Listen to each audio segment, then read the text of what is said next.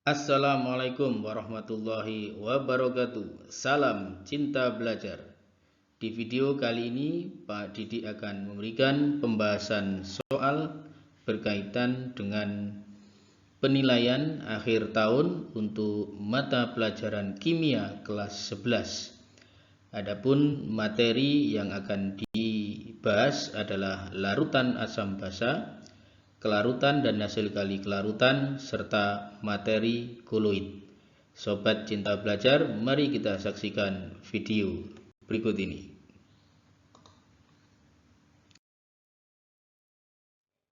Yang pertama, untuk larutan jenuh LOH 2 kali mempunyai pH 10, maka harga KSP dari LOH 2 kali tersebut adalah, di sini soal yang diketahui adalah pH, sedangkan senyawanya dalam OH- ya. Otomatis pH di sini akan saya ubah menjadi POH terlebih dahulu. Jika pH sama dengan 10, maka otomatis POH-nya akan sama dengan 4, ya. Didapat dari mana?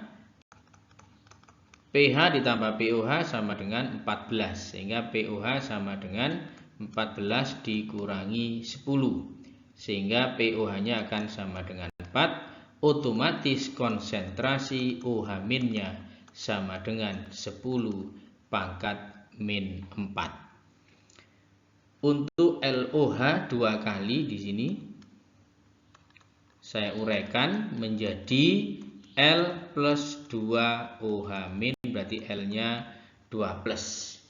Nah, di sini langsung saya pindah, nilai OH-nya adalah 10 pangkat min 4. Saya pindahkan ke sini, nilainya adalah 10 pangkat min 4. Sedangkan L di sini koefisiennya 1, maka setengah dari 10 pangkat min 4. Nah, dari sini otomatis nilai KSP bisa dicari, ya. Nilai KSP dari LOH 2 kali sama dengan L2 plus pangkat 1 dikalikan OH- kuadrat. Otomatis dari sini setengah dikali 10 pangkat min 4 dikalikan 10 pangkat min 4 kuadrat. Hasilnya setengah kali 10 pangkat min 4 dikali 10 pangkat min 8 atau 0,5, 10 pangkat min 12. Kalau saya sederhanakan menjadi 5 kali 10 pangkat min 13. Oke. Berarti yang tepat adalah yang E.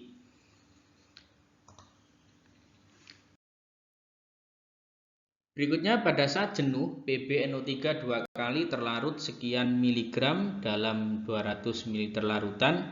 Yang ditanyakan adalah KSP larutan tersebut.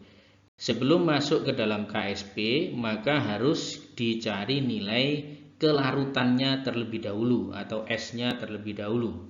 Nilai S setara dengan molaritas, yaitu gram per mr dikali 1000 per mililiter. Sehingga dari sini gramnya 662. Hati-hati di sini satuannya masih miligram, berarti 10 pangkat min 3 dibagi mr-nya adalah 331 dikali 1000, volumenya adalah 200. Ternyata angkanya sangat bagus sehingga nanti bisa dicoret-coret. Jret, berarti ini 2. Jret, ini 5, ya. 5 kali 2 10 atau 10 pangkat 1 dikali 10 pangkat min 3, ya. Sehingga hasilnya adalah 10 pangkat min 2. Nah, dari sini maka nilai KSP bisa dicari. Kita lihat senyawanya PbNO3 2 kali. Ini kalau saya uraikan menjadi Pb2 plus 2NO3 min. Ini S, berarti ini 2S. Maka KSP-nya sama dengan S dikalikan 2S kuadrat hasilnya adalah 4S pangkat 3. Berarti 4 dikali 10 pangkat min 2 pangkat 3, hasilnya KSP sama dengan 4 kali 10 pangkat min 6. Oke, yang A.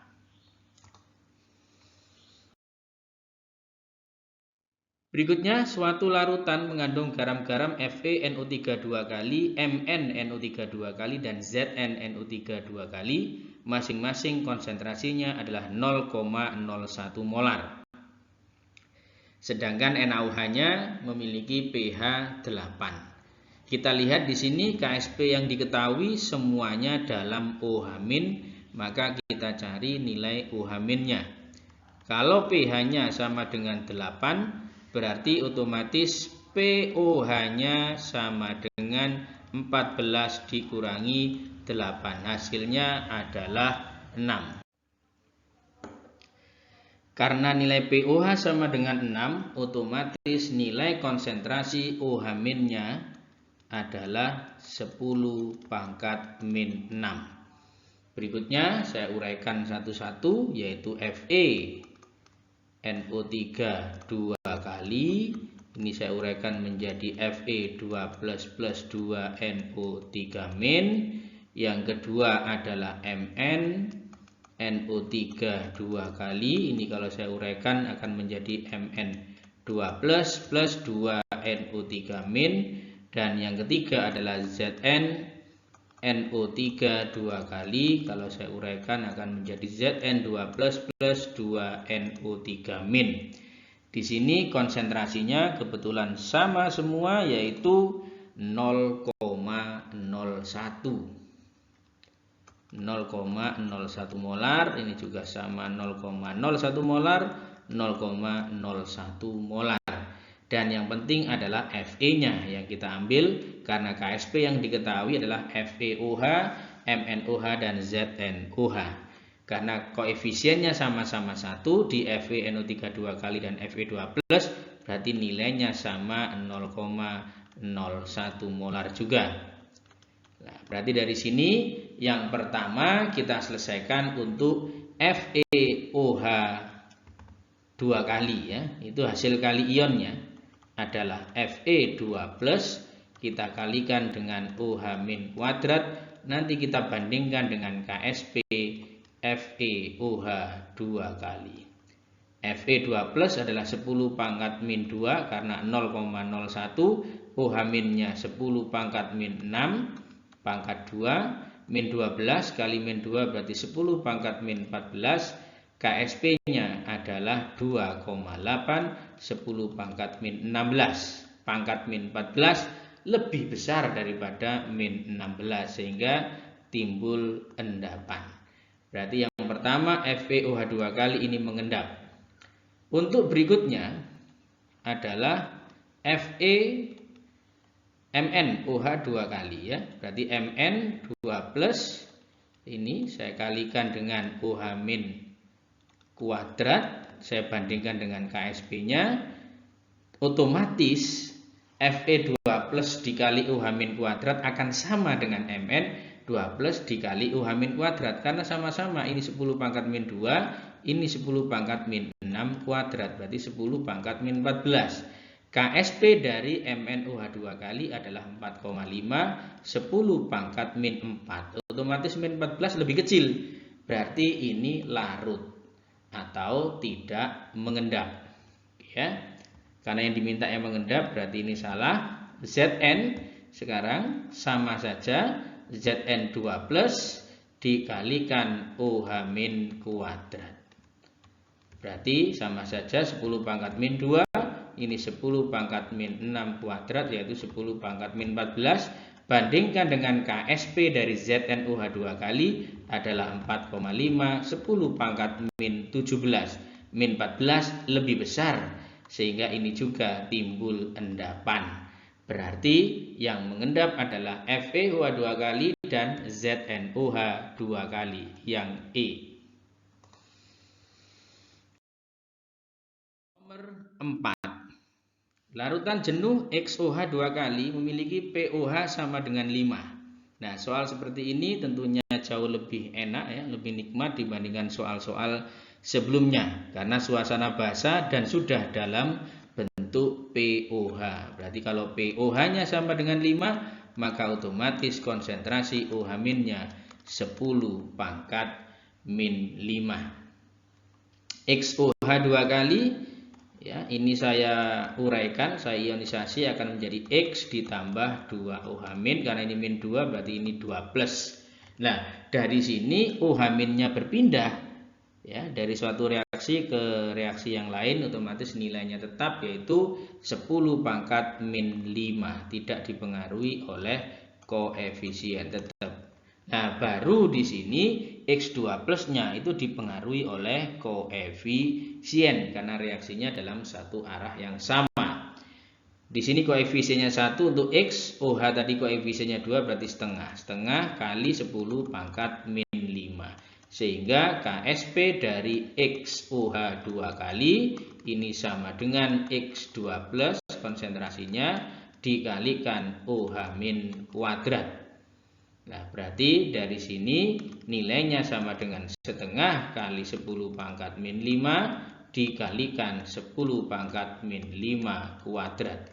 Nah, dari sini KSP sama dengan setengah itu 0,5, 10 pangkat min 5 dikali 10 pangkat min 10.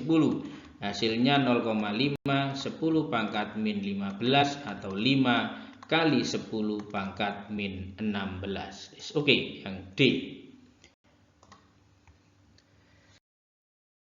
Lanjut, untuk larutan jenuh senyawa hidroksida dari suatu logam MOH 2 kali mempunyai nilai KSP sebesar 4 kali 10 pangkat min 15. Sedangkan yang ditanya adalah nilai pH-nya. Sebelum untuk masuk ke KSP, kita harus mencari nilai kelarutannya terlebih dahulu. MOH 2 kali, kalau ini saya uraikan akan membentuk M2 plus plus 2OH min. Ya, ini kalau misalkan S berarti ini 2S, maka KSP-nya sama dengan S dikali 2S kuadrat. Nanti hasilnya adalah 4S pangkat 3. Sehingga dari sini S-nya sama dengan akar pangkat 3 dari KSP dibagi 4. Hasilnya adalah akar pangkat 3 dari 4 kali 10 pangkat min 15 dibagi 4. Coret-coret. Pangkat min 15 akar pangkat 3 adalah 10 pangkat min 5 molar. Inilah nilai dari S-nya. Sedangkan untuk OH minnya tadi nilainya sebesar 2S.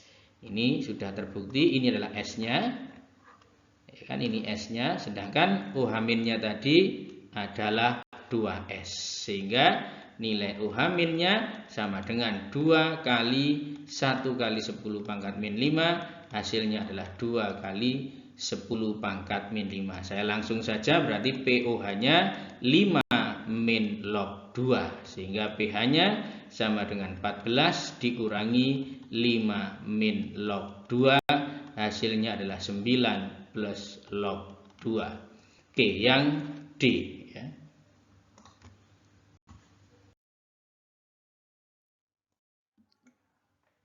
Untuk soal nomor 6, ini sudah berkaitan dengan koloid.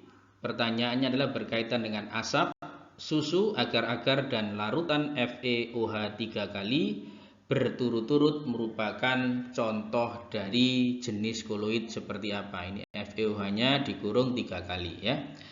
Oke, berarti dari sini pengaruh dari fase pendispersi dan fase terdispersi ya. Apa itu fase pendispersi? Adalah fase yang tampak oleh mata kita. Yaitu cara cepat untuk mengingat fase pendispersi.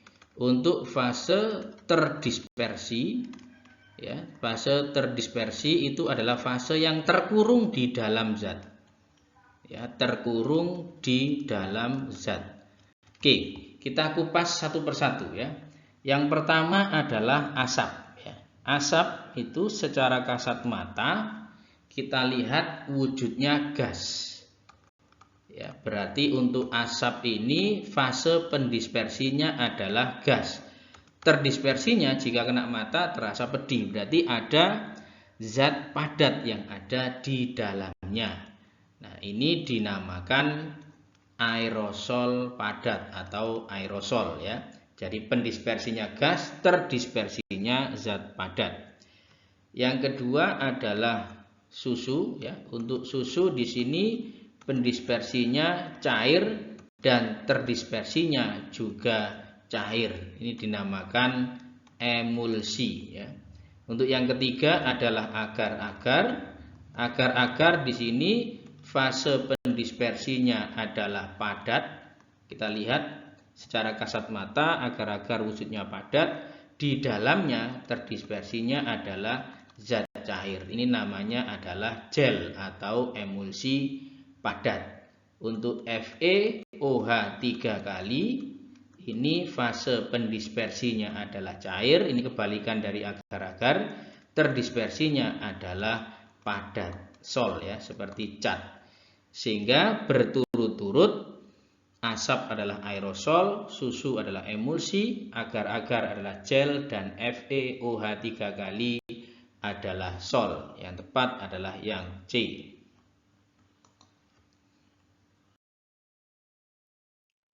Proses elektroforesis pada sistem dispersi koloid dapat terjadi akibat partikel koloid.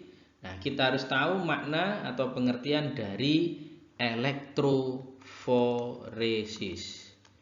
Elektroforesis. Apa pengertian dari elektroforesis?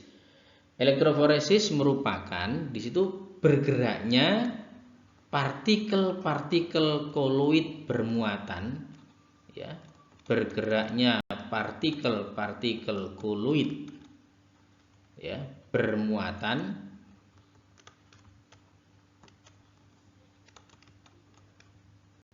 karena pengaruh medan listrik ya, karena pengaruh medan listrik. Contohnya apa di dalam kehidupan sehari-hari? Contoh nyata dari elektroforesis yang pertama adalah penentuan muatan partikel koloid. Ya.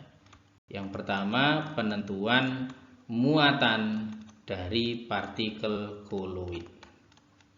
Yang kedua, contoh yang paling terkenal di sini adalah pengurangan zat-zat pencemar udara. Jadi pengurangan zat kimia beracun ya, zat kimia beracun pada cerobong asap industri ya, pada cerobong asap, pada pembuangan limbah.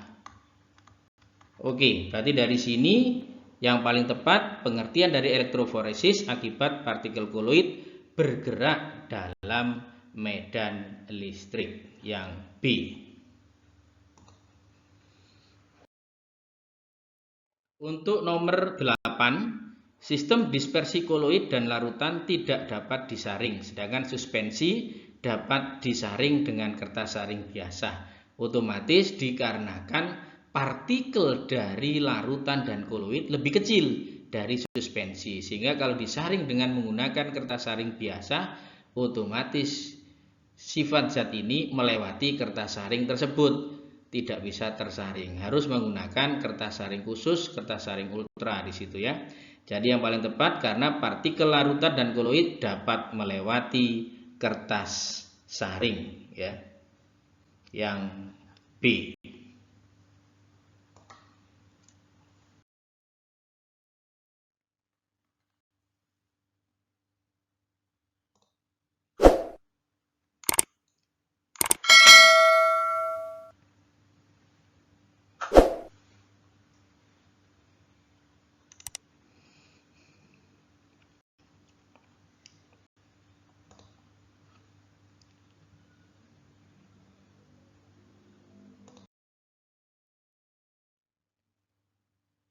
Untuk berikutnya nomor 9, di sini ada beberapa sifat, ada elektroforesis tadi karena bergeraknya partikel koloid karena pengaruh medan listrik. Yang kedua efek Tyndall yaitu penghamburan cahaya oleh partikel koloid. koagulasi, di situ penggumpalan partikel koloid. Terus kemudian ada gerak Brown, gerak partikel koloid ya akibat tumbukan antar partikel koloid. Ada dialisis, yaitu pemurnian koloid dari pengotor yang mengganggu kestabilan koloid. Berarti dari sini contoh sorot lampu mobil pada malam hari yang berkabut merupakan penerapan sifat koloid yang ditunjukkan oleh nomor berapa. Karena di sini sorot lampu otomatis berhubungan dengan cahaya. Berarti penghamburan cahaya oleh partikel koloid. Otomatis yang paling tepat adalah efek Tyndall, yaitu yang nomor 2. Pembuatan sol belerang berikut yang merupakan cara kondensasi dengan reaksi redox ya. Cara pembuatan koloid ya. Cara pembuatan koloid ada 2 jenis. Yang pertama dengan cara dispersi, yang kedua dengan kondensasi. Untuk yang pertama dengan cara dispersi, ini dari partikel kasar menjadi halus ya. Bahasa cepatnya gitu, kasar menjadi halus. Atau dari suspensi menjadi koloid. Dari suspensi atau endapan menjadi koloid. Dengan cara apa saja cara membuat dispersi ini? Yang pertama dengan cara mekanik. Ya, mekanik itu digerus, ya, ditumbuk. Yang kedua dengan peptisasi. Dan ada juga menggunakan namanya busur breeding. Nah, untuk yang kedua yaitu cara kondensasi. Kondensasi ini dari halus menjadi kasar ya, dari halus menjadi kasar atau dari partikel koloid ya.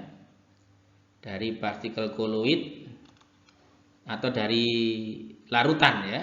Otomatis dari larutan menjadi koloid. Nah, contoh reaksi kondensasi ya.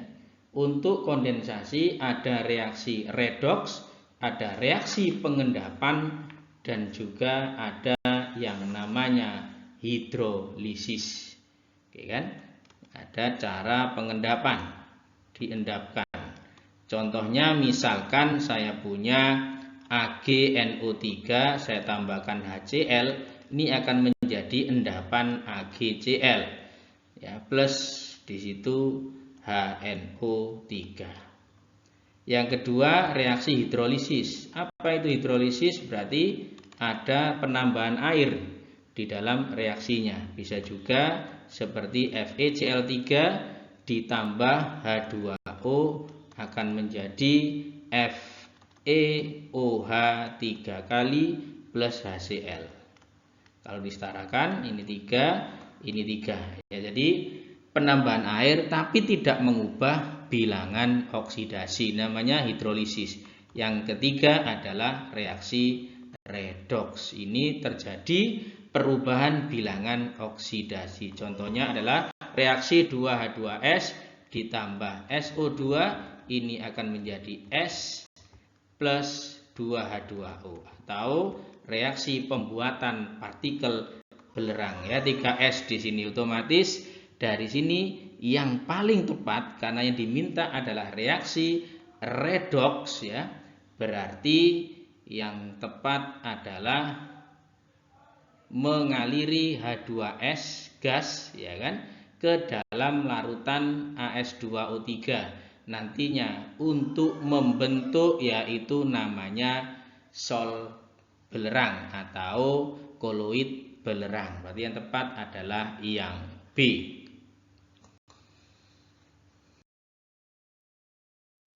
Campuran air dan minyak merupakan koloid yang tidak stabil, tetapi jika ditambahkan sabun akan terjadi stabil. Dalam peristiwa ini sabun berperan sebagai ya, jadi peran sabun ini menyatukan dua kondisi yang tidak bisa saling bercampur yaitu air dan minyak ya. Otomatis di sini Dua emulsi ini akan bisa bercampur dengan sempurna apabila ditambahkan sabun. Maka sabun disebut sebagai emulgator ya. Kalau gel tadi adalah fase pendispersinya ini adalah padat, ya, terdispersinya adalah cair ya. Kalau stabilisator berarti membuat koloid itu menjadi stabil. Ya, ini kecoannya di sini, tipuannya di sini.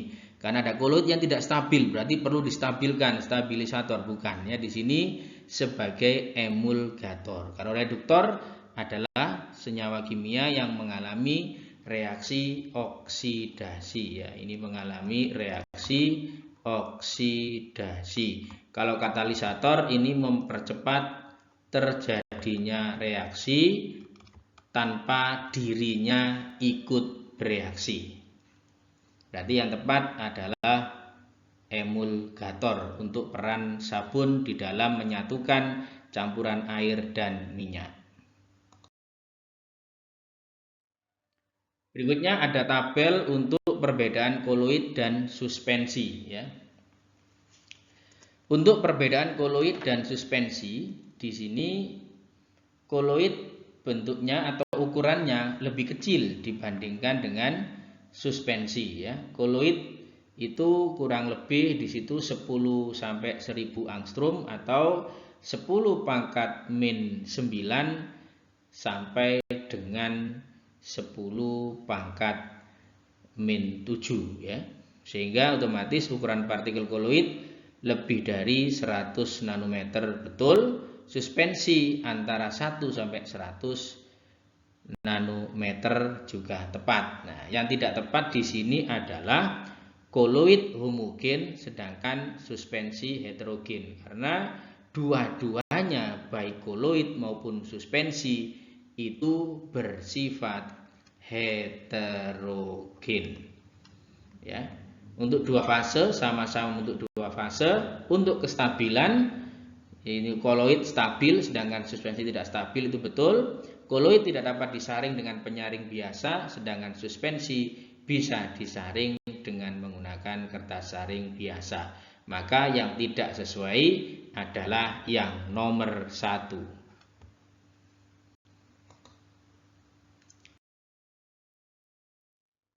Berikutnya di sini ada asap, ada cat, terus kemudian ada debu dan ada santan ya, yang merupakan contoh aerosol ya.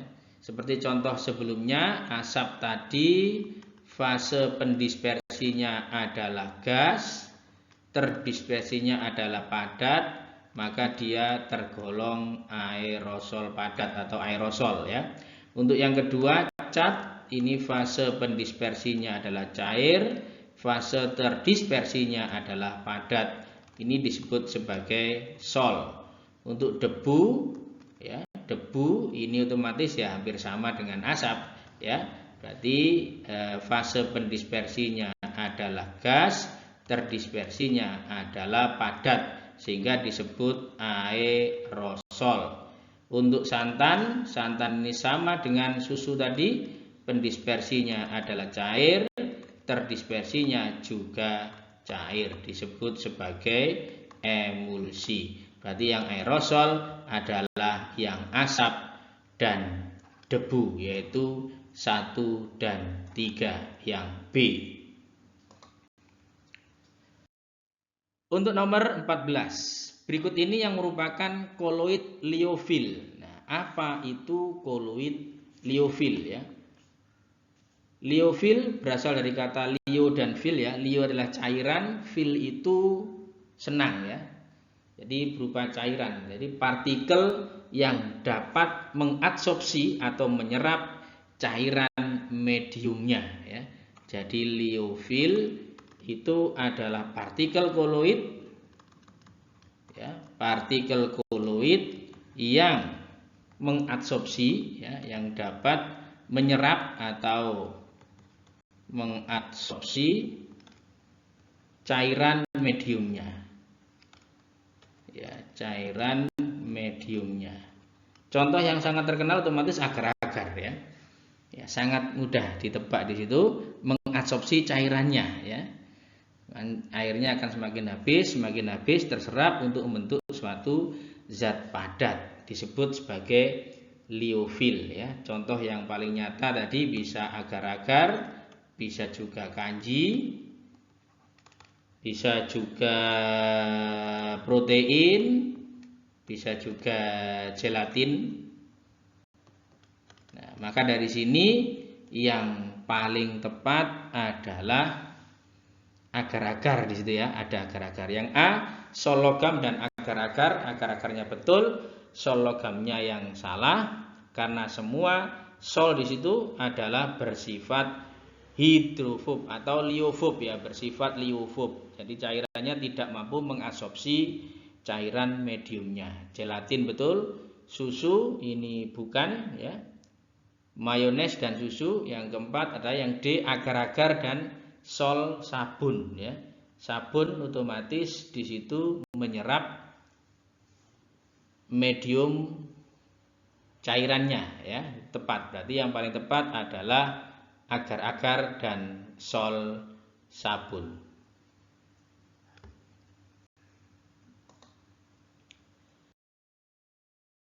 Sifat koloid di situ ada adsorpsi ya. Adsorpsi adalah penyerapan partikel pada permukaan koloid ya. Contoh untuk adsorpsi ini yang paling terkenal adalah penyembuhan sakit perut ya. Ini penyembuhan sakit perut oleh norit ya. Atau juga contoh bisa deodoran ya, pemanfaatan deodoran. Berarti kalau cuci darah ini salah ya, nomor 1 salah. Karena cuci darah ini pemurnian, harusnya dialisis ya. Cuci darah ini harusnya dialisis. Untuk gelatin pada es krim ini adalah koloid pelindung ya, koloid pelindung. Koloid pelindung. Penyaring asap pabrik tadi elektroforesis.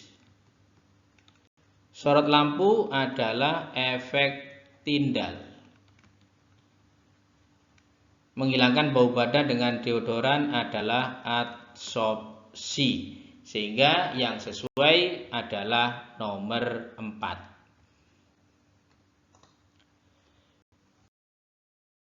Kemudian pembahasan untuk materi penilaian akhir tahun mata pelajaran kimia kelas 11. Apabila masih ada yang kurang jelas bisa dituliskan pada kolom komentar, atau ingin menjawab di situ, atau ingin tidak sesuai dengan pemikiran Sobat Cinta Belajar bisa didiskusikan melalui kolom komentar.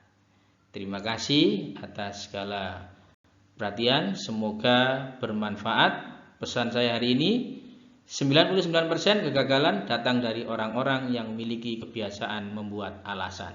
George Washington Carver. Salam cinta belajar. Assalamualaikum warahmatullahi wabarakatuh.